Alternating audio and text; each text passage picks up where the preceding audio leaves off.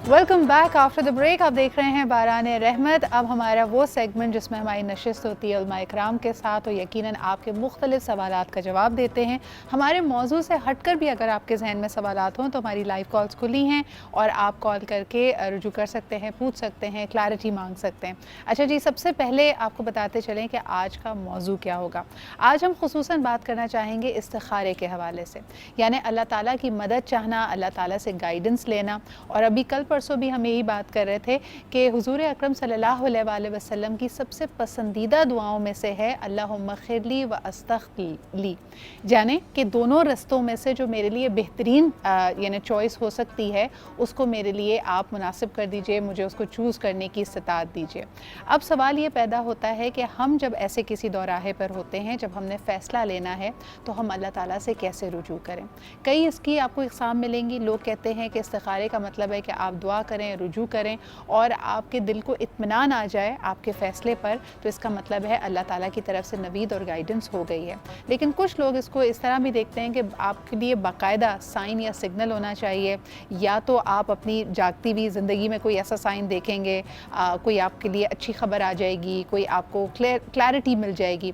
दूसरी तरफ लोग कहते हैं कि ख्वाब में आपको कोई अच्छा साइन नज़र आएगा, आप कोई हरा रंग देख लें, लाल रंग देख लें, कोई अपने आप को खुश देख लें, तो ये अपने आप में साइन है कि अगर आपने ये फ़ैसला लिया तो ये रास्ता आपके लिए बेहतर है। फिर इसमें से कई लोग आपको ऐसे भी नज़र आएंगे जो क्लेम करते हैं कि वो कुछ दूसरों के लिए इस्तिखारा करने की इस्तात रखते हैं। आप देखते हैं कि लोग इनसे रुजू करते हैं, ये बाकायदा इनके नंबर्स भी आपको मिल जाएंगे, ये एक प्रोफेशनल सर्विस के तौर पे भी ऑफ़र किया जाता है। कुछ लोग यकीनन जो रूहानियत के दूसरे दर्जात पे फायज़ होते हैं, they don't really make it into their business और देयर मनी मेकिंग, उनके लिए कोई रेवेन्यू जनरेशन का ज़रिया नहीं होता, वो भी लोगों की मदद के लिए एक रूहानी पेशवा के तौर पर इस्तिखारा करते हैं। इसमें क्या गाइडेंस मौजूद है, क्या सही तरीका है, क्या अपने किसी बहुत ही पर्सनल काम के लिए किसी और से इस्तिखारा कराया जा सकता है, और फिर इस्तिखारा एक दफ़ा करवाने के बाद क्या लाजिम और मलजूम है कि जो चीज़ उस इस्तिखारे में नज़र आई है, जो रास्ता आपको सुझाई दिया है, उसको आपने फ़ॉलो ही करना है।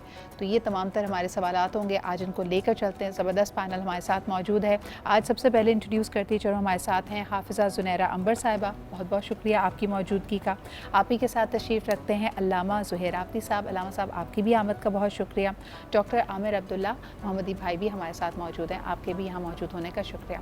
सुनैरा पर सबसे पहले अगर जो लफ्ज़ी मायने हैं इस्तिखारे के वो क्या हैं, लोगों के लिए समझने के लिए आसान इसको अगर आप बना दें। बिस्मिल्लाहिर्रहमानिर्रहीम। इस्तिखारा जो है बेसिकली एक मशावरत है, यानी इशारा है अल्लाह सुब्हानहू तआला की तरफ से, और रसूल अल्लाह सल्लल्लाहु अलैहि वसल्लम की जो सुन्नत मुबारक है वो ये है कि किसी भी काम में इंसान मशवरा करे अल्लाह से भी और लोगों से भी। अल्लाह से मशवरे का मायने होता है दुआ करना, कि हम ये दुआ करते हैं कि जो भी काम हम करना चाहते हैं, जिसका हम इरादा कर रहे हैं और हम उसके बारे में काफ़ी फ़िक्रमंद हैं, हमें अंदाज़ा नहीं है कि वो काम हमारे लिए मुज़िर है या मुफीद है, तो हम अल्लाह ताला से ये दुआ कर लेते हैं कि या अल्लाह, मैं तो नहीं जानता कि जो मैं ये करना चाह रहा हूँ ये मेरे लिए दुनिया और आखिरत में नफ़े बख्श है या नहीं, तो अगर ये मेरे लिए नफ़ा का ज़रिया है या मेरी दुनिया और आखिरत में बेहतरी का सबब है, तो आप इसको मेरे लिए आसान फरमा दीजिए, और अगर इसमें कोई शर है खैर के बजाय तो मुझे इससे दूर कर दें और मेरे दिल को भी इस पर करार या सब्र आ जाए। और हदीस मुबारक है कि जो इस्तिखारा करता है वो कभी नाकाम नहीं होता, जो मशवरा करता है वो कभी शर्मिंदा नहीं होता। यानी अल्लाह सुब्हानहू तआला से आपने एक तरह से दुआ कर ली, और इसी तरह से लोगों से भी। खुद अल्लाह के नबी जिन पर वही नाजिल होती थी वो अपने असहाब से भी मशवरा कर रहे हैं। तो जिस तरह एक कल्चर में हमारे यहाँ चीज़ बताई जा रही है कि कोई भी काम करने लगें तो अल्लाह ताला से भी दुआ करें, रहनुमाई की दरख्वास्त करें, और ज़ाहिरी तौर पर आपके आसपास जो आपके एतराफ़ में आपके दोस्त अहबाब हैं, जो लोग हैं, अज़ीज़ रिश्तेदार हैं, आपके मोहसिन हैं, करीब हैं, उनसे भी मशवरा कर लिया जाए तो अल्लाह सुब्हानहू तआला की मदद शामिल हाल हो जाएगी। अच्छा, अगर ज़ाहिरी तौर पे अल्लामा साहब के अक्ल मान ना रही हो, यानी कोई ना कहीं आपको बात जैसे अगर कोई बहुत अच्छा रिश्ता आया, एक शख्स बहुत नेक है लेकिन बहुत ज़्यादा अमीर नहीं है, उसका कफ़ालत के लिए उसके पास इतने पैसे नहीं हैं, اب آپ نے استخارہ کیا, آپ کے پاس کوئی اچھا سائن آ گیا, لوگوں نے اس کی کردار کی بہت زیادہ تعریف کر دی, کہا کہ یہ کریں, لیکن کہیں نہ کہیں آپ کے ذہن میں یہ بات ہے کہ اس شخص کے پاس شاید اتنا روپیہ پیسہ وہ رتبہ نہیں ہے کہ میری بیٹی کی اچھی لک آفٹر کر سکے. اس طرح کے مخالطوں میں پھر کیا کرنا چاہیے؟ کیسے آپ توکل کریں, کیسے آپ استخارے پہ جائیں؟ لوگوں سے مشورہ کرتے ہیں تو ایک نہیں دو نہیں, کوئی تو ایسا شخص مل جائے گا جو کہے گا کہ بھئی کم عقلی کا فیصلہ کرنے لگے ہو, تب کیا کیا جائے؟ بسم اللہ الرحمن الرحیم. سب سے پہلے تو استخارے کے بارے میں ایک بات بتاؤں. پروردگار عالم نے انسان کو عقل دے کے پیدا کیا اور اسی عقل کی بنیاد پر اس کا ثواب و عذاب ہے. یعنی اس نے اپنے تمام فیصلے اپنی عقل کی بنیاد پہ کرنے. جتنی عقل جس کو ملی ہے اتنا ہی اس کو ثواب اور عذاب اس حساب سے ملے گا. اب ہم کسی ایسی منزل پر آ کر پھنس جاتے ہیں جہاں دو راہ ہے, ہاں اور نہیں کا بھی, یا 1 اور 2 کا بھی. دونوں صورتیں ہو سکتی ہیں کہ کریں یا نہیں کریں, یا یہ والا کریں یا یہ کریں, دونوں صورتیں ہو سکتی ہیں. وہاں پروردگار عالم سے راہ طلب کرنا اسے کہتے ہیں استخارہ. جو ہم پبلک سے کرتے ہیں, جو عزیز رشتہ دار دوست عالم یا فیلڈ کے آدمی سے کرتے ہیں, وہ مشورہ ہوتا ہے, وہ ایک الگ چیز ہے. استخارہ الگ چیز ہے. استخارے کے کئی طریقے ہیں. تسبیح سے بھی ہو سکتا ہے, قرآن سے بھی ہو سکتا ہے, خواب میں بھی اشارہ ہوتا ہے, وہ بھی ایک طریقہ ہے. لیکن یہ جتنے طریقے ہیں یہ ہر آدمی کے بس کی بات نہیں ہے. صحیح, یہ سمجھنا چاہیے, یہ سمجھنا چاہیے. بالکل. میں ایک چھوٹا سا بس واقعہ سنا دوں. ایک صاحب بیمار تھے اور وہ کھانے کا دسترخوان لگا, انواع اقسام کے کھانے تھے, تو انہوں نے استخارہ کہا کہ میں استخارہ کر لیتا ہوں. تو استخارہ کر لیا. اس میں آیا کہ صاحب شہد کی مکھی جو ہے وہ پھولوں میں بیٹھ کے سارے پھولوں سے کھاتی ہے. انہوں نے کہا بھائی سارے, اب تو میں ساری ڈشیں کھاؤں گا. اور انہوں نے دبا کے ساری ڈشیں ماشاءاللہ سے کھائیں, اور پھر وہی ہوا جو ان کے ساتھ ہونا تھا. تو کسی عالم کو بلایا گیا کہ صاحب استخارہ تو آیا تھا, پھر یہ کیوں ہوا؟ انہوں نے کہا بھئی کون سی آیت آئی تھی؟ کہا شہد کی مکھی کی آیت آئی تھی. انہوں نے کہا شہد کی مکھی کی آیت میں لکھا ہے کہ ہر پھول سے تھوڑا تھوڑا وہ تھوڑا کو تو انہوں نے چھوڑ دیا, ہر پھول کو لے لیا انہوں نے. صحیح. تو استخارہ اسی طرح خواب میں بھی جیسے براہ راست نہیں آتا, اشارہ آتا ہے. اب اس اشارے کو آپ کتنا سمجھ سکے ہیں کتنا نہیں سمجھ سکے یہ ہے. تو ہر آدمی نہیں دیکھ سکتا, اس لیے اس میں بہتر یہ ہوتا ہے کہ آپ اگر کسی ماہر سے جو روحانی طور پر, جو آپ نے جیسے ابھی کہا کہ آج کل پروفیشنلزم ایک چل گیا ہر چیز میں, وہ پروفیشنلزم کا مجھے نہیں پتا کہ وہ کیوں باقاعدہ اشتہار چھاپتے ہیں کہ صاحب ہم سے استخارہ کروائیے, مجھے نہیں معلوم. تو بہرحال یہ کہ وہ آپ کسی قابل آدمی سے. اچھا, یہ سوال پھر اس پہ بنتا ہے نا علامہ صاحب کہ اگر تو یہ ایک کمرشل ایکٹیویٹی بن گئی ہے جس میں لوگ باقاعدہ اشتہار دے کے کہتے ہیں کہ ہم سے استخارہ کروا لیجئے, تو تصور یہ آتا ہے کہ استخارہ کرنے کے لیے بڑی مشقت لگتی ہے. یعنی آپ کام وہی آؤٹ سورس کرتے ہیں نا جو شاید آپ کے اپنے بس کا نہیں ہوتا. تو شاید تاثر یہ ہے کہ اس کے لیے کوئی چلہ کاٹنا پڑتا ہے, کوئی بڑی بھاری مشقت ہوتی ہے, کوئی راتوں کی جگائی ہوتی ہے. کیا یہ سب ہے؟ ایسی کوئی چیز نہیں ہے, ایسی کوئی چیز. چھوٹی سی دعا ہے, کئی دعائیں ہیں, ایک بھی نہیں ہے, کئی دعائیں ہیں, اور کئی طریقے ہیں استخارے کے. میں نے کہا نا, بعض لوگ وہ لکھ کے پرچی پہ گولی بنا کے پڑھ کے فعال ٹائپ نکالتے ہیں, وہ بھی بعض لوگ کرتے ہیں. بعض لوگ تسبیح سے ایک چھوٹی سی دعا پڑھی اور تسبیح کے دانے لکھیے جی اگر طاق اعداد آئے تو ہاں ہے اور جفت آئے تو نہیں ہے. اور بعض لوگ قرآن, اس میں مشقت کوئی نہیں ہے. اس میں صرف یہ ہے کہ آپ نے اگر وہ جو خواب والا استخارہ ہے, یہ جو قرآن والا استخارہ, اس کی انٹرپریٹیشن آپ کر سکتے ہیں. بالکل, کہ اگر آپ کو تصویر والا تو بہت آسان ہے. بالکل, کہ اگر آپ نے گھر میں کوئی ایسی کئی چیزوں پہ تو لوگوں کی بڑی کلیئرٹی ہوتی ہے کہ جی اگر لوگوں کو خوش دیکھا, گھر میں رونق دیکھی, روشنیاں دیکھیں, تو یہ سب اچھی کی نوید ہے. تو اس کا مطلب ہے جو آپ ڈیسیجن لینا چاہ رہے ہیں اس کا آپ کے لیے اچھا نتیجہ نکلے گا. لیکن اگر اس میں کنفیوژن ہے, کوئی ایسے آپ سمٹمز دیکھ رہے ہیں, چیزیں دیکھ رہے ہیں, جیسے آپ اپنے آپ کو تنہا دیکھ رہے ہیں, بہت بڑی وسیع جگہ دیکھ رہے ہیں, then you need to understand کہ اس کا مطلب کیا ہے. تو اس میں آپ لوگوں کی گائیڈنس لیتے ہیں. ایک کالر ہمارے ساتھ ہے, اس کے بعد میں عامر بھائی سے بھی ان کے کامنٹس لوں گی. ہیلو جی, السلام علیکم. وعلیکم السلام. سیدہ ملک راشد بول رہا ہوں. کیا حال ہے؟ جی راشد صاحب بالکل ٹھیک ٹھاک, آپ سنائیے کیسے ہیں آپ؟ جی اللہ کا شکر. آپ لوگوں کی پروگرام نشریات بڑی اچھی جا رہی ہے اور بڑا یونیک پروگرام ہوتا جا رہا ہے. بہت شکریہ, thank you very much for liking. بڑے اچھے مسائل کو ڈسکس کر رہے ہیں آپ لوگ. اچھا, مجھے یہ پوچھنا تھا, ایک دو چیزیں ہیں استخارہ کے بارے میں. ہماری زندگی میں بڑا اہم رول ہے کہ مولانا سے بھی پوچھوں گا کہ استخارہ جب کسی بارے میں کرنا ہو تو وہ خود کرنا بہتر ہے یا کسی سے کروایا بھی جا سکتا ہے؟ اہمیت کس چیز کی ہے مذہب میں ہمارے؟ اور دوسرا یہ کہ جو استخارے میں آ جائے اگر اس پہ عمل نہ ہو یا نہ کیا جائے تو خدا نخواستہ گناہ تو نہیں ہے؟ اور ایک ذرا ایڈیشنل سوال کروں گا کہ جیسے آج کل حالات جا رہے ہیں، بحیثیت قوم، پوری قوم بھی ایسے استخارہ کر سکتی کہ ہمارے لیے حکمران کون سا بہتر ہے؟ جی، الیکشن یہی تو ہوتا ہے، استخارہ ہی تو ہوتا ہے وہ، اور کیا ہوتا لیکن ہے؟ اللہ تعالیٰ کی ایک رہنمائی مل جائے تو وہ بھی بالکل صحیح ہے، دو نفل پڑھ کے آپ ووٹ دینے جائیے گا، اس طرح میرے خیال میں تھوڑی سی مدد ہوگی اور کلیئرٹی ہونی چاہیے۔ واقعی دیکھیں آپ کی بات سے آن اے ویری سیریس نوٹ، ہمارا ووٹ ہماری امانت ہوتا ہے، تو جب بھی آپ سلیکشن کریں تو صرف اپنی مفاد پرستی میں نہ کریں کہ جی فلانا شخص اگر الیکٹ ہو گیا تو اس سے مجھے کیا فائدہ ہوگا یا میرے کاروبار کو کیا فائدہ ہوگا، ایک عمومی طور پہ ہمارے معاشرے اور آنے والی نسلوں کے لیے، because every point in time, وہ لمحہ، وہ وقت، وہ مہینہ، وہ سال آپ کو ایک ہی دفعہ ملتا ہے۔ اور پاکستان کی تو خیر تاریخ بھری پڑی ہے کہ ہم پلٹ کر دیکھتے اور کہتے ہیں اس وقت ایسا کیا ہوتا، ہائنڈ سائٹ میں the vision is 20/20، لیکن اس وقت اللہ تعالیٰ ہم سب کو یہ بصیرت اور یہ سمجھ بوجھ دے کہ ہم اچھے فیصلے کریں، نہ صرف اپنے لیے بلکہ اپنی قوم کے لیے۔ بہت شکریہ کال کرنے کے لیے۔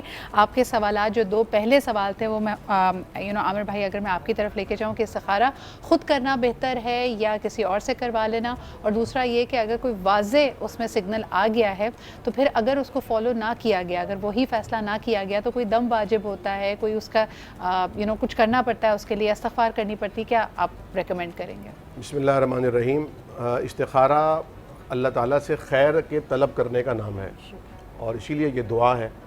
نبی کریم صلی اللہ علیہ وسلم نے صحابہ کرام کو استخارے کی دعا اس طرح تعلیم فرمائی ہے جس طرح آپ قرآن کی صورتیں یاد کرایا کرتے تھے، اور نبی کریم صلی اللہ علیہ وسلم پر وحی کا نزول ہوتا تھا، لیکن اس کے باوجود بھی نبی کریم صلی اللہ علیہ وسلم سے صحابہ کرام نے یہ استخارہ نہیں کرایا، حالانکہ آپ سے زیادہ برگزیدہ، مقدس، محترم ہستی کوئی اس وقت موجود نہیں تھی، اور نہ نبی کریم نے فرمایا کہ لاؤ میں تمہارا استخارہ کر دوں، بلکہ یہ انڈیویجولی، کیونکہ استخارے کی جو دعا یاد کرائی اس کے جو صیغے ہیں وہ واحد کے صیغے ہیں۔ اللہم انی استخیرک، اللہ میں آپ سے خیر طلب کرتا ہوں، واستقدرک، اور آپ سے قدرت مانگتا ہوں، اور آپ سے پوچھتا ہوں کہ اگر آپ جانتے ہیں کہ یہ کام میرے حق میں اچھا ہے کہ نہیں ہے تو سنت بہتر، جیسا کہ انہوں نے سوال میں پوچھا کہ بہتر کیا ہے، تو بہتر بھی، مسنون بھی اور باعث خیر بھی یہی ہے کہ آپ خود استخارہ کریں، اور جیسا کہ آپ نے خود کہا کہ کوئی مشقت نہیں ہے، گناہگار سے گناہگار آدمی بھی استخارہ کر سکتا ہے، 2 رکعت نفل پڑھنی ہے، اس کے بعد استخارہ کرنا ہے، رات کو پڑھ کر سونے کی شرط نہیں ہے،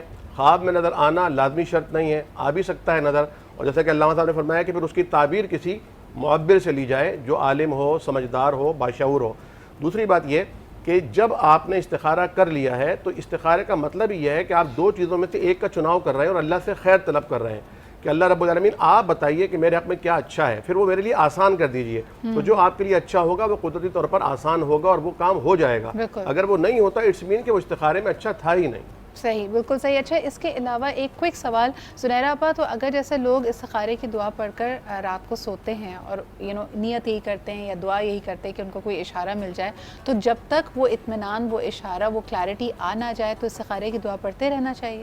یوزلی ہمارے یہاں کہا جاتا ہے کہ 7 دن تک آپ استخارہ کرتے رہیے، یعنی رات کو دعا پڑھتے رہیے۔ اس میں میری عرض یہ ہے کہ جیسے ابھی ڈاکٹر عامر صاحب نے بھی فرمایا کہ کوئی خواب آنا یا کوئی خواب میں یا روحانی طور پر کسی چیز کا نظر آنا بھی ضروری نہیں ہے۔ میرا ذاتی ایکسپیرینس کہہ لیجئے، آبزرویشن یہ رہی ہے کہ دراصل جب آپ نے اللہ سے دعا کر لی خیر کی اور بہتری کی تو آپ کو پریکٹیکلی چیزیں نظر آ سکتی ہیں۔ مثلا آپ کو ڈیل کر رہے تھے تو آپ کے سامنے ایک دم سے کوئی آیا اور اس نے بتا دیا کہ یہ شخص تو کرپٹ ہے، اس سے ڈیل مت کرنا، یعنی جو ہڈن انفارمیشن ہوتی ہے وہ آپ کے سامنے آ جائے گی، یعنی آپ کو ضروری نہیں ہے کہ آپ کو اس طرح کا خواب میں یا ڈریم سٹیٹ میں کوئی اشارہ آئے، جو انفارمیشن آپ سے چھپی ہوئی ہے، جو ضروری تھی، اگر وہ انفارمیشن آپ کے پاس ہو تو آپ کے لیے فیصلہ لینا یا ڈیسائیڈ کرنا آسان ہو، وہ بھی ایکسپوز ہو جاتی ہے۔ Very well sir. اچھا جی، جلدی سے ذرا کچن میں دیکھتے ہیں، کسٹرڈ بن رہا تھا، کسٹرڈ کے حوالے سے سب کا اہم سوال یہی ہوتا ہے کہ اس کی تھکنس کو دیکھتے ہوئے پلیز ٹیل می کہ ہمیں کتنی کوانٹٹی یوز کرنی چاہیے اس کی؟ ڈپینڈ کرتا ہے آپ کو کس پرپس کے لیے چاہیے۔ کسٹرڈ جو ہے وہ ملٹی پرپس ہوتا ہے، تو اگر ہم لوگ جیسے فار ایگزامپل ٹارٹ لی کر رہے ہیں تو وی نیڈ اٹ تھک، کاٹیں گے and it just spills out. Exactly, so یہاں پہ اس کی تھکنس ضروری ہے۔ تو کتنا آپ نے، اگر آپ 1 لیٹر دودھ استعمال کر رہے ہیں تو اس میں کتنا کسٹرڈ ڈالا ہوگا سمیہ آپ نے؟ About 4 to 5 table spoons. 4 to 5 table spoons direct نہیں ڈالنے ورنہ گلٹیاں بن جائیں گی۔ اس کو آپ نے ٹھنڈے دودھ میں یا پانی میں آپ نے اس کو ملا کے کیا ہوا ہے؟ میں نے ملک یوز کیا تھا، لیکن ویسے پانی بھی استعمال کیا جا سکتا ہے، اور ابھی یہ تھک ہو رہا ہے، آپ اس کو پکاتے رہیں۔ اینڈ keep stirring, ورنہ وہ گھٹلیاں بننی شروع ہو جاتی ہیں, کہیں نہ کہیں سے چپکتا ہے, اس کے اوپر سے اسکن بننی شروع ہو جاتی ہے, which we do not want. ساتھ ہی ساتھ یہاں پہ میں نے ایکچولی ٹارٹ بنایا تھا فرام اسکریچ, مطلب ہمارے پاس ریڈی میڈ نہیں تھا, تو اس کا یہ ڈو ہے بیسکلی. اس ڈو ویری سافٹ ڈو ہے اور بہت ہی ایزیلی شیپ دیا جا سکتا ہے اس کے جلدی سے بتائیے گا کہ اس ڈو کو بنانے کے لیے ہم نے کیا کیا استعمال کیا. اس ڈو کو بنانے کے لیے ہم نے استعمال کیا تھا فلاور, بالکل پاؤڈرڈ شوگر, وہ جو پسی ہوئی چینی ہوتی ہے, آئسنگ شوگر, وہ یوز کیا تھا, اور ساتھ ہی ساتھ ہم نے پھر ایگز یوز کیے تھے. ایگز جو ہے وہ آپ کے ڈپینڈ کرتا ہے آپ کو کتنی ضرورت ہے فار بائنڈنگ, تو وہ اس کے اندر کوئی ہارڈ اینڈ فاسٹ رول نہیں ہے, لیکن ویسے عموماً 2 eggs are more than enough. ٹھیک ہے جی, تو یہ ڈو بن گیا, اس کے بعد یہ ٹارٹ بنا ہے. مزید اسٹیپس اور مزید ڈیٹیلز اس ریسیپی کی آپ کو بتا دیں. جی ہماری گفتگو چل رہی ہے یہاں پہ, موضوع ہمارا ہے استخارہ کے حوالے سے, اور ایک سوال میں بڑا سنبھل کر کرنا چاہتی ہوں. یقیناً اس کی ایک دینی شرعی اہمیت اور ہمارے لیے یہ بڑا اثاثہ ہے کہ ہم کہیں پہ بھی اگر کنفیوز ہو جاتے ہیں, ہمارے پاس کلیئرٹی نہیں ہوتی, تو ہم اللہ تعالیٰ سے اس کی مدد مانگتے ہیں, اور یقیناً یہ راہ تلاش کرنے کی کوشش کرتے ہیں کہ ہمارے لیے بہتر کیا ہے. اور عموماً لوگ یہ شادی بیاہ کے معاملات میں کرتے ہیں. اکثر آپ نے یہ گفتگو ہوتی بھی آج کل سنی ہوگی کہ پاکستان میں ڈیورس ریٹ بہت ہائی ہو گیا ہے, لوگوں کی آپس میں بند نہیں رہی, اور اکثر شادیاں جو ہوتی ہیں وہ ڈیورس میں اینڈ اپ کر رہی ہیں. اب سوال یہ ہے کہ جب یہ رشتہ بند رہا ہوتا ہے تو جس طرح کے کلچرلی ایکسیپٹیبل ہے اور ایک پریکٹس ہے ہماری, اس کے لیے استخارہ بھی کیا جاتا ہے. اکثر رشتے پہ ہاں بھی تبھی کی جاتی ہے جب استخارہ صحیح آتا ہے. تو پھر آگے جا کر معاملات الجھ کیوں جاتے ہیں, اور اس سے ہم کیا نتیجہ اخذ کریں؟ سنیرا, آپ اگر سب سے پہلے یہ سوال میں آپ کے پاس لے کے آؤں. دیکھیے, یہ اب آج کل سب سے زیادہ استخارہ شادی بیاہ کے موقع پہ ہی کیا جاتا ہے. صحیح. اور ہم دیکھتے ہیں کہ ہمارے جو بزرگ تھے ان میں اتنا, اگر آپ اپنی والدہ سے پوچھیں گے یا آپ اپنی گرینڈ موم سے پوچھیں گے تو وہ آپ کو یہ نہیں بتائیں گی کہ ہماری شادیوں سے پہلے استخارہ ہوا تھا. تو بیسیکلی, اور شادیاں ان کی نبھی بھی اور ماشاءاللہ بہت اچھی بھی رہیں. ایک بات تو یہ ہے کہ استخارہ علم غیب کے جاننے کا ذریعہ نہیں ہے. اگر اس سے آپ کو ہر چیز پرفیکٹ مل جاتی تو کوئی کبھی آزمائش میں پڑتا ہی نہیں, کبھی کسی کو کوئی تکلیف نہ آتی, کبھی کسی کا کاروبار جو ہے اس میں اس کو نقصان نہ ہوتا, کبھی کوئی بیمار نہ ہوتا, کسی بھی طرح کی, یعنی کہ آپ کی لائف بالکل جنت کا نمونہ بن جاتی جس میں کوئی دکھ, کوئی تکلیف, کوئی پریشانی, کوئی ہرڈل ہے ہی نہیں. تو سب سے پہلا مسئلہ یہ ہے کہ استخارہ کرنے کے بعد بھی انسان کے اپنے اعمال, اس کا اپنا بیہیویئر, اس کی اپنی وہ کتنا سینس آف رسپانسبلٹی اس میں کتنی ہے. دوسری بات, اگر میں اس کو استخارہ پر بھی لے لوں تو یہ جس طرح ابھی ہم نے بات کی, علامہ صاحب نے بھی اور ڈاکٹر صاحب نے بھی, کہ ہمارے معیار وہ نہیں ہے, ہماری روحانیت کا وہ درجہ نہیں ہے. اور آپ کو کیا پتہ کہ استخارے میں جو کچھ مجھے فیل ہوا ہے وہ صحیح ہوا ہے. کبھی خیالات شیطان کی طرف سے بھی ہوتے ہیں, کبھی ہم باعث بھی ہوتے ہیں, یعنی جو چیز ہمیں اچھی لگ رہی ہوتی ہے ہم کہتے ہیں ہمارا دل اس میں مطمئن ہے. بالکل صحیح. اور جس میں ہمیں ڈاؤٹ ہوتا ہے تو ہم اس میں بے چین بھی ہوتے ہیں. بالکل صحیح کہہ رہی ہیں آپ. بالکل سائیکولوجیکلی کہا جاتا ہے علامہ صاحب کہ ڈریم سٹیٹ میں یا خواب میں آپ وہی چیز دیکھتے ہیں جو وسوسہ آلریڈی آپ کے ذہن میں گردش کر رہا ہوتا ہے, یا تو آپ نے اس کو کہیں دیکھا ہوتا ہے یا آپ کے لاشعور میں وہ کہیں جا کے بسا ہوتا ہے. تو how do you link the two, یعنی استخارے میں ایک اشارہ ملنا اور آپ ہی کے لاشعور سے کوئی امیج آپ کے سامنے آ جانا, ان دونوں کے بیچ میں ہم فیصلہ کیسے کریں؟ ہاں, یہ ظاہر ہے کہ خواب کی تو کئی قسمیں ہیں اور اس کے کئی اوقات ہیں اور اس کی تعبیرات بھی ہر کوئی نہیں کر سکتا. اسی لیے میری جو اپنی ذاتی ترجیح, اور ہمارے ہاں جو علماء وہ ہمیشہ قرآن سے استخارہ دیکھتے ہیں کہ قرآن کی آیت سے کیا حکم آ رہا ہے. اس میں بھی استخارے میں 2 قسم کی آیتیں آتی ہیں, یا استحباب میں آتا ہے یا واجبات میں آتا ہے. یعنی بہت سے ایسے استخارے آتے ہیں کہ اب واجب ہے کہ آپ اسے کریں, اور واجب ہے کہ آپ اسے نہ کریں. اور استحباب میں یہ ہوتا ہے کہ اگر آپ کرنا چاہیں تو کریں, اور نہیں تو آپ صدقہ دے کر جو ہے وہ کر لیں, یا آیا ہے تو صدقہ دے کے نہیں کریں, یعنی صدقہ دے کے آپ اس کو وہ کرتے ہیں. استحباب والے استخارے میں وہ ڈیپینڈ کرتا ہے آیت میں. بالکل صحیح. اور خواب میں جیسے کہ میں نے پہلے بھی کہا کہ یہ ہر کسی کے بس کی بات نہیں ہے وہ اسے سمجھے.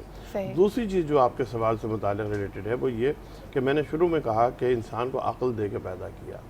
اب عقل دکھا رہی ہے کہ عقل نے کہا کہ جناب اب آپ شادی کرنے جا رہے ہیں تو یہ مت دیکھیں کہ وہ پیسے اس کے پاس ہیں یا نہیں ہیں, دولت, یہ آپ کے دین کی تعلیم ہے, آپ کا عقل کی تعلیم ہے.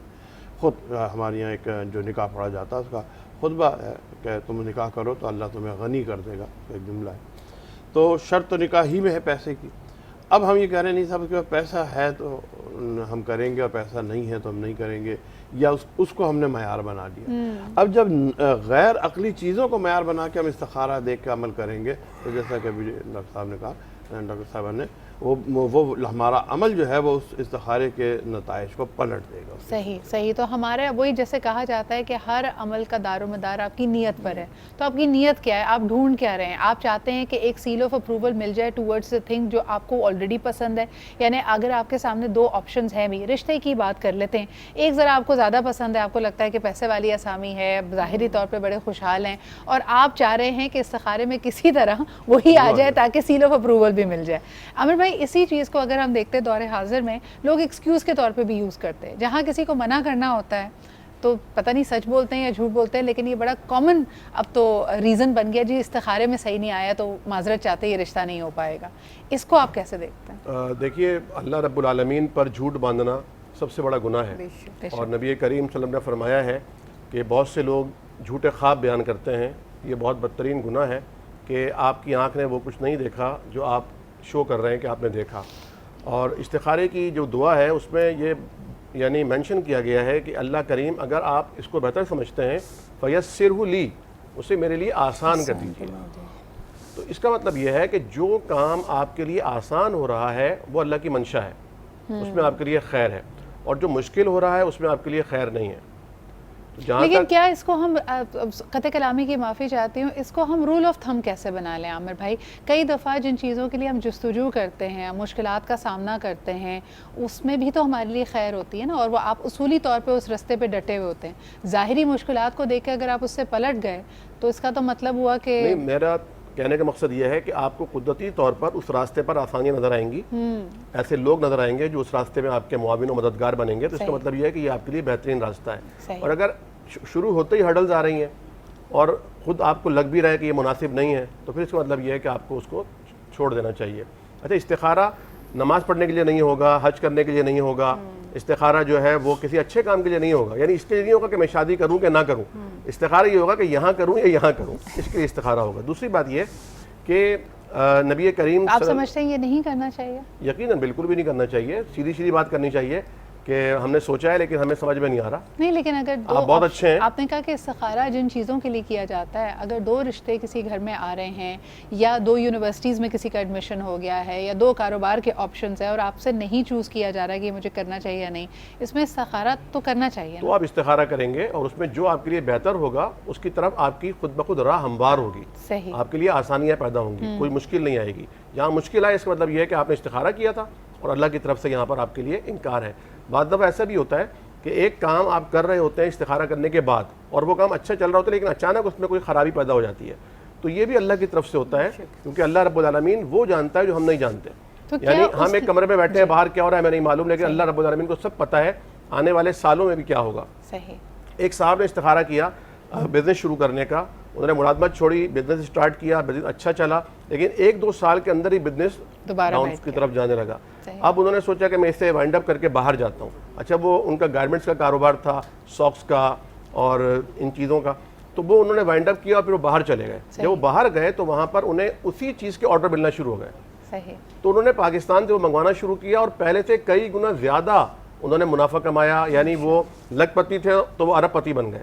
تو اگر وہ نقصان نہ ہوتا انہیں اور وہ اپنا جو فیکٹری تھی وہ وائنڈ اپ نہ کرتے تو کبھی بھی باہر نہ جاتے۔ اچھا، دس ٹیکس اس بیک ٹو جو زنیرہ آپا نے کہا تھا کہ استخارہ کرنے کا یا کسی بھی راستے پہ اللہ تعالیٰ کی معاونت حاصل کرنے کا یقیناً یہ مطلب نہیں ہے کہ اب یہ بالکل ایک اسموتھ روڈ ہوگی، اس میں بھی ہک اپس اینڈ ڈاؤنس آئیں گے۔ دعا اس بات کی کرنی چاہیے کہ جو آپ کے لیے لارجر انٹرسٹ میں چیز ہے، جو آپ کو ایمان کے راستے پہ رکھے، اور اگر مشکلات آتی بھی ہیں تو اس مشکل سے نپٹنے کے لیے بھی ہمت اور استقامت آپ کو دے۔ کئی دفعہ علامہ صاحب ہم مشکل سے گھبرا کیوں جاتے ہیں؟ یعنی استخارہ انسان گھبراہٹ کے عالم میں ہی کرتا ہے، کنفیوژن کے عالم میں ہی کرتا ہے۔ آپ نے جیسے خود کہا کہ انسان کو اللہ تعالیٰ نے عقل اور شعور دے کے پیدا کیا ہے۔ کئی ایسی چیزوں پہ بھی لوگ ہمیں کنفیوز نظر آتے ہیں جو کہ کنفیوژن ہونی نہیں چاہیے. مثال کے طور پہ اگر ہم وہی مثال لے کے چل رہے ہیں شادی والی, تو اگر کسی نے بڑا اچھا رشتہ بتایا بھی ہے تب بھی وہ جو والدہ ہے جس نے اپنے بیٹی کا یا بیٹے کا رشتہ کرنا ہے وہ کنفیوز ہی چل رہی ہیں, ان کو سمجھ ہی نہیں آ رہا کہ یہ کرنا چاہیے نہیں کرنا چاہیے. ایک استخارے پہ بھی ان کے دل کو اطمینان نہیں آ رہا, وہ 3 دفعہ 4 دفعہ ہر ایک ملنے والے سے کہہ کے کروا رہی ہیں. تو اس کا تو کوئی حل موجود ہی نہیں ہے. اس شک کا تو کوئی حل ہی بالکل نہیں ہے. اصل میں ہم نے اپنے ٹارگٹ جو ہے نا وہ یا تو طے نہیں کیے یا غلط طے کیے. صحیح.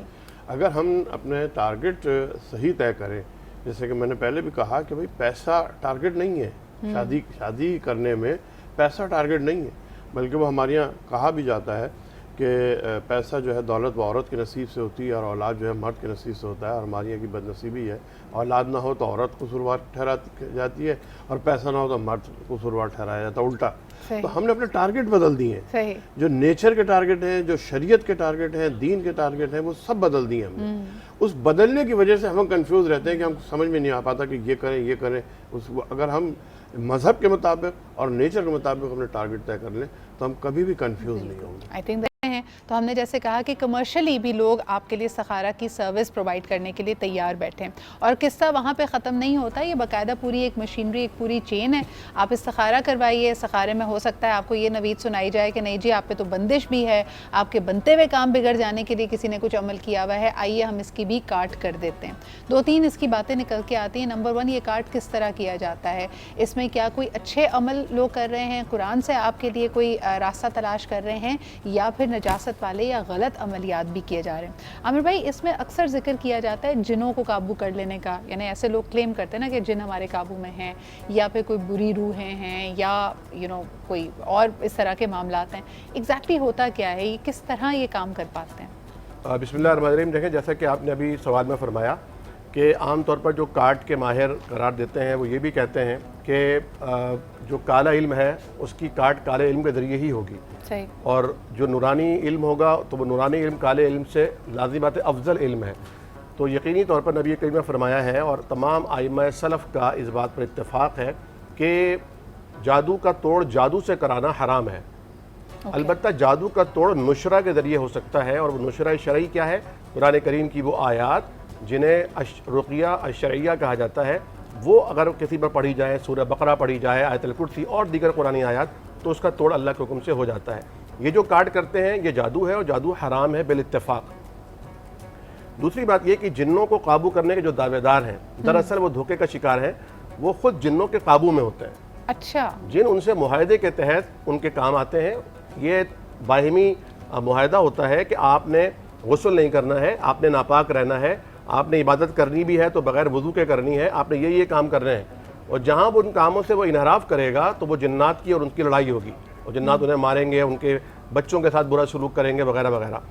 تو یہ اس معاہدے کے تحت ان کی قابو میں آ کر ان سے کام لے رہے ہوتے ہیں. تو جن آپ کے قابو میں نہیں ہوتا, وہ ان کے جن کے وہ قابو میں عامل ہوتا ہے. اپنے آپ کو کہہ رہا ہے وہ اصل میں جنات کے قابو میں ہوتا ہے, کیونکہ جنات کی شرائط پر وہ اوکے کر رہا ہوتا ہے. صحیح. اور جہاں تک یہ تعلق ہے کہ اگر کسی نے یہ دعویٰ کیا ہے کہ آپ نے کیا کھایا میں بتاتا ہوں آپ کو, یا آپ کے پرس میں کتنے پیسے میں بتاتا ہوں آپ کو, اور وہ بتا بھی دیتا ہے, اس کی کیا وجہ ہے؟ اصل میں بات یہ ہے, نبی کریم صلی اللہ علیہ وسلم نے فرمایا کہ ہر انسان جب پیدا ہوتا ہے تو اس کے ساتھ 2 قرین آتے ہیں, جنہیں اردو میں ہم حمزات کہتے ہیں.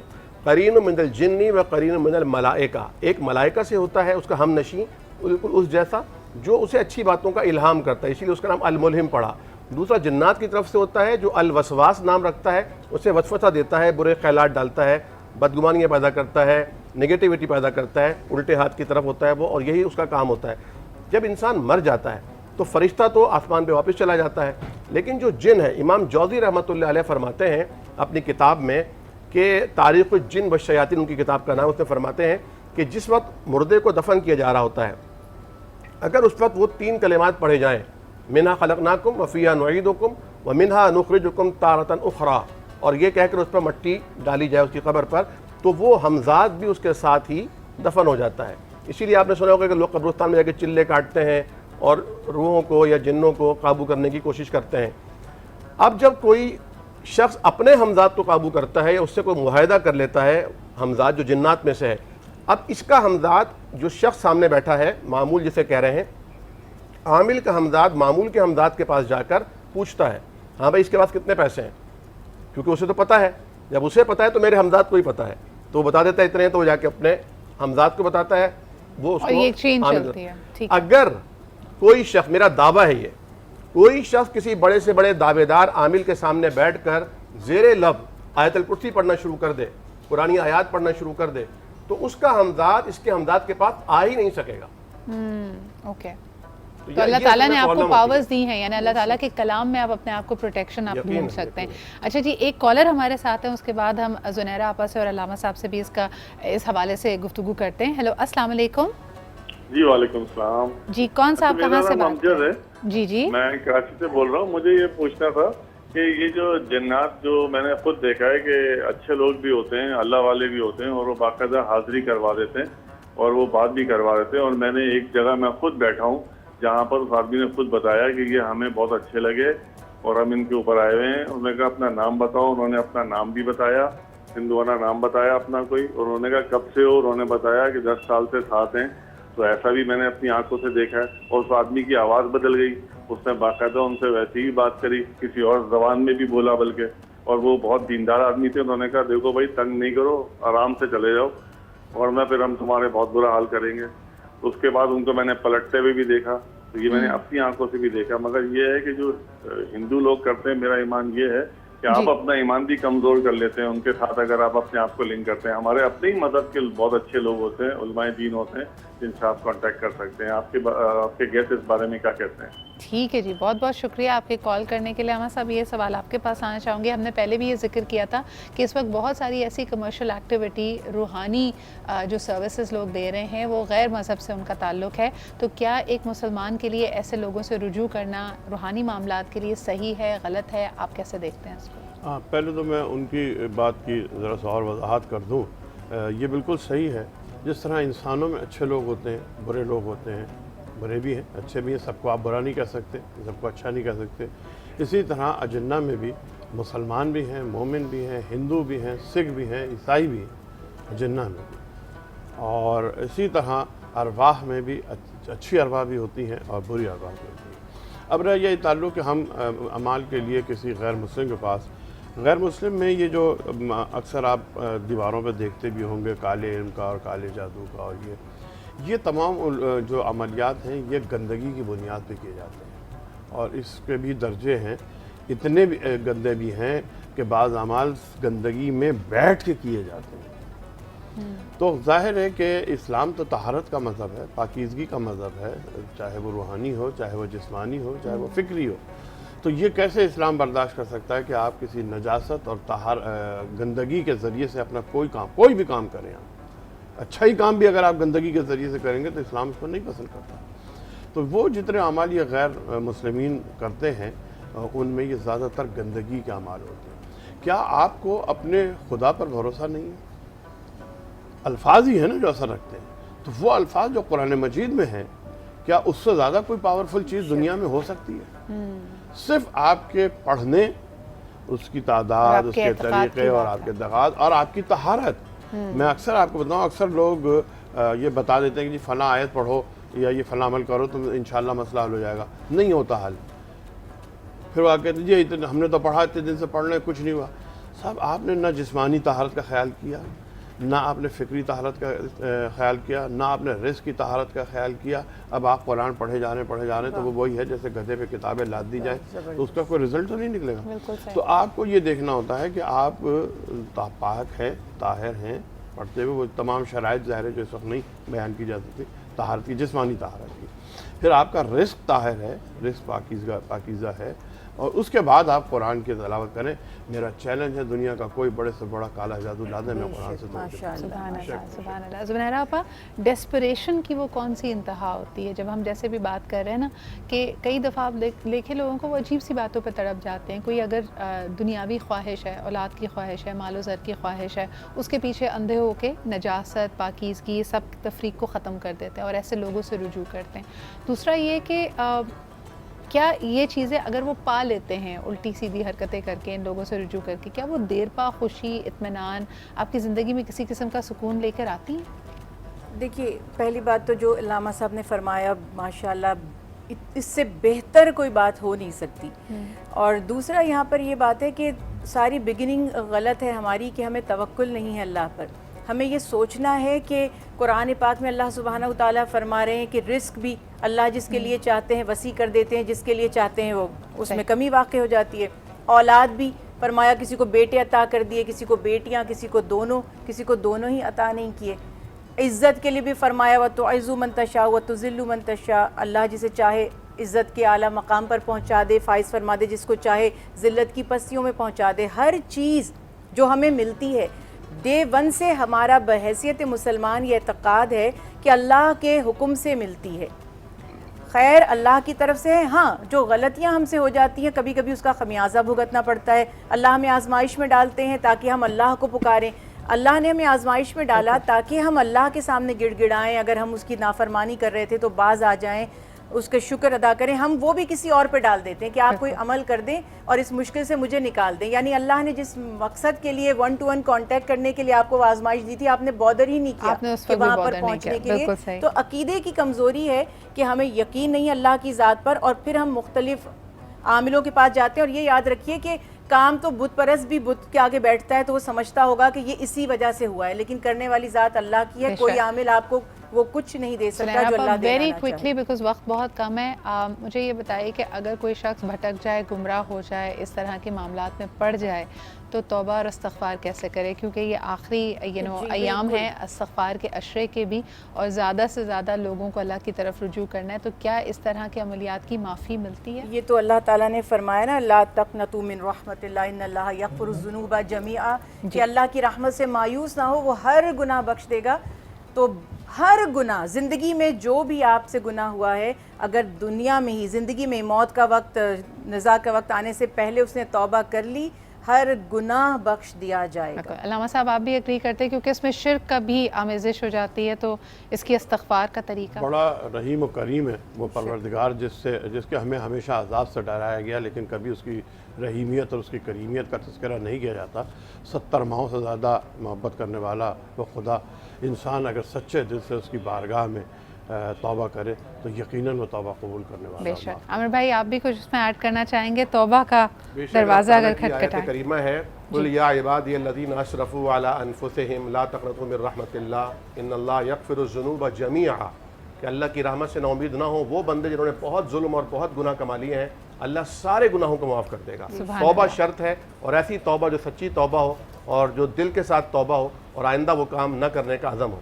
سبحان اللہ, بہت بہت شکریہ عامر بھائی ہمارے ساتھ. ایک جملہ اس میں اور بڑھا دیں کہ اگر آپ نے ان گناہوں میں کسی بندے کا, کسی انسان کا نقصان کیا ہے تو کوشش کریں کہ آپ اس انسان سے معافی مانگیں. بالکل صحیح, بہت شکریہ. علامہ صاحب ہمارے ساتھ موجود تھے, زنیرہ آپا اور عامر بھائی, اور دیکھیے یہ اتنا خوبصورت, I could not resist it. Thank you so much Sameer, you outdone yourself. اور اس میں زبردست قسم کا ہمارا فروٹ کسٹرڈ ہے رفان کا, تو یہاں پہ رفان کا ہم نے کسٹرڈ بنایا ہے ٹارٹ.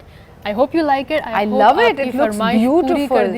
اچھا جی, ٹارٹ آپ نے بہت ہی سافٹ وہ بتایا تھا, فرام اسکریچ انہوں نے بنایا. اس کو کتنی دیر بیک کرنا ہے پہلے تو یہ بتائیے. بیسکلی اس کے اوپر کلر پہ ڈیپینڈ کرتا ہے, جب کلر اچیو ہو جائے تو پھر آپ اس کو نکال لیں. اور ویسے اس کی انڈر کوکڈ اوور کوکڈ کا کوئی مسئلہ نہیں ہے؟ ہوتا ہے بیسکلی, لیکن وہی میں نے کہا نا کہ جب آپ کے پاس گولڈن کلر آ جائے then you can take it out. ٹھیک ہے. ساتھ ہی ساتھ یہاں پہ ہم نے روح افزا کے ساتھ I want to go over the steps of it. اچھا یہ اب آپ نے نکال لیا, پھر اس کے بعد آپ نے تھک کسٹرڈ بنایا تھا, اس کو پہلے ٹھنڈا کر کے اس میں ڈالیں یا گرم گرم ہی اس میں لگایا جائے؟ اس کے اندر بیسکلی ہم نے یہاں پہ جب اس کا اسٹیم نکال لی تھی, اس کے بعد it was still hot but not very piping hot. صحیح. اور اسٹیم نکالنے کے بعد پھر ہم نے اسٹارٹ کے اوپر ڈالا, and then we kept it in the freezer because we were short of time, ورنہ فریج کے اندر بھی رکھا جا سکتا ہے. صحیح, بالکل صحیح. اچھا, اور اس کے اوپر آپ اسورٹڈ فروٹس بھی رکھ سکتے ہیں, جیم وغیرہ بھی لگا سکتے ہیں, اس کے اوپر سرپس ہو سکتے ہیں, how ever you would want it. اچھا, ڈرنکس بھی ہیں ہمارے ساتھ. ڈرنکس میں کیا ہے؟ ڈرنکس میں ہمارے پاس اسٹرابیری اور روح افزا کی آؤٹ اسٹینڈنگ کمبینیشن ہے along with Malik and sugar. اور اس کے بعد پھر ہم نے بیسکلی ساری چیزیں ڈال کے ان کو بلینڈ کر دیا. بہت ہی آسان ہے کیونکہ ہم لوگ روح افزا استعمال کر رہے تھے, تو فلیورز ٹاپ ناچ ہے. زبردست. اچھا مجھے بتائیں, یہاں پہ اتنی ابھی گفتگو ہو رہی تھی جنات کے بارے میں, استخارے کے بارے میں, آپ کیسا محسوس کر رہی تھی؟ Anything you want to add? Very interesting topic, میں سن بھی رہی تھی, میں بس ساتھ ساتھ کام بھی کر رہی تھی, اور آف کورس یہاں پہ مجھے بہت کچھ سیکھنے کو ملا, بہت سارے پوائنٹ آف ویوز بھی ملے مجھے. Really good conversation. On a lighter note, میرے خیال میں تمام خواتین جو کچن میں بہت زیادہ بزی ہوتی ہیں وہ دعا کر رہی تھی یار ہمارے قابو میں کوئی جن آ جائے جو پھرتی سے یہ سارے کام کر دے. وہ والا جن نہیں مل رہا, ایسا پھرتی سے جلدی آ رہا ہے کہ جلدی جلدی چیزیں کرنی ہوتی ہیں, very short on time kitchen में, खासतौर में रमज़ान में। तो उसके लिए बेसिकली यहाँ पे अभी आप नोटिस करी होंगी, we have a very clean kitchen right now, सारे काम हो चुके हैं। तो आई गेस उसका क्रेडिट जाता है वहाँ पे लेमन मैक्स को, जिसके अंदर एक ड्रॉप के अंदर पता है 1000 लेमन्स की ताकत है। बस cool is that? This is no less than a Jin that way. That is ये हमारा किचन का जिन है। ये खास इस बोतल में भी एक जिन है, ये आप इस्तेमाल कर सकते हैं, सिर्फ एक ड्रॉप से आपके बहुत सारे काम हो जाएंगे। अच्छा जी, थैंक यू सो मच सम्या। हमारे साथ असद भी मौजूद हैं। असद, अस्सलाम वालेकुम, thank you for being here. मैं बिल्कुल ठीक हूँ। आज के मौजू पे आप क्या कहना चाहेंगे? बस जितनी गुफ्तगू हो रही थी, अल्लाह ताला हम सबको जिन्नात से महफूज रखे, फरमाए, जिन्नात से भी अपनी अमान में रखे, हाँ। शयातीन से भी हिफाजत में रखे, और जो मसनून दुआएं अल्लाह रब्बुल इज़्ज़त जैसे हमारे उलमा किराम हमें सिखाते हैं, मसनून दुआओं का हमें एहतमाम करना। One last question that we are doing, sleep paralysis. कभी कभार सोते में आपको महसूस हो कि आप पे बहुत ही वज़नी भारी बोझ रख दिया गया है, तो क्या ये जिन्नों का हमला होता है जिस वक्त आप अपने आप को ऑलमोस्ट पैरालाइज फील करते हैं, आप हिल नहीं सकते, आप किसी को आवाज़ नहीं दे सकते, और इसका तोड़ क्या हो सकता है? अल्लामा साहब क्या कहेंगे इसके लिए? ये इसमें बात तो खैर बहुत लंबी होनी चाहिए थी कि इसकी प्रिकॉशंस और ये क्यों होते हैं और कब कब वो कहाँ कहाँ कैसे कैसे हो सकते हैं, लेकिन ये होते हैं। अजन्ना भी होते हैं, बुरी अरवा भी होती हैं जो इंसान को किसी वजह से, बाज़ दफ़ा इस वजह से कि आपने उनको कोई नुकसान पहुंचाया, बाज़ दफ़ा किसी ने आप पर उनको मुसल्लत कर दिया, तो ये आपके ऊपर आके अटैक करते हैं। और इसका बेहतरीन जो वो है इलाज, वो आयतुल कुर्सी है। इससे बेहतरीन तीर बहदफ नुस्खा है आयतुल कुर्सी। और इन केस अगर आप उस वक्त इस कंडीशन में ना हो कि पूरी आयतुल कुर्सी ना पढ़ पा रहे हो या याद ना हो, तो फिर आप दुरूद पढ़ दें, जितने ज़्यादा दुरूद पढ़ सकते हैं आप ज़रूर पढ़ दें, तो ये आप इसको दुरूद पाक पढ़ें, आयतुल कुर्सी पढ़ें, और अल्लाह ताला इस तरह की सूरत हाल सबको महफूज रखे। लेकिन यकीनन बड़ा तकलीफ होता है, बिकॉज़ अगर आप उस तरह की बोझ या तकलीफ़ महसूस कर रहे हैं, तो ना आप किसी को आवाज़ दे पाते हैं, ना आप किसी को पुकार रहे होते हैं। जो आप पे गुजर रही है वो सिर्फ आपको पता होता है। तो अल्लाह ताला सबको महफूज रखे। ज़ुनैरा आपा आपका, ज़ुहैर भाई आपका, और आमिर भाई आपका यहाँ पर मौजूद होने का बहुत बहुत शुक्रिया। इसी के साथ जी प्रोग्राम के आज का वक्त ख़त्म होता है। कल आपसे दोबारा मुलाकात होगी।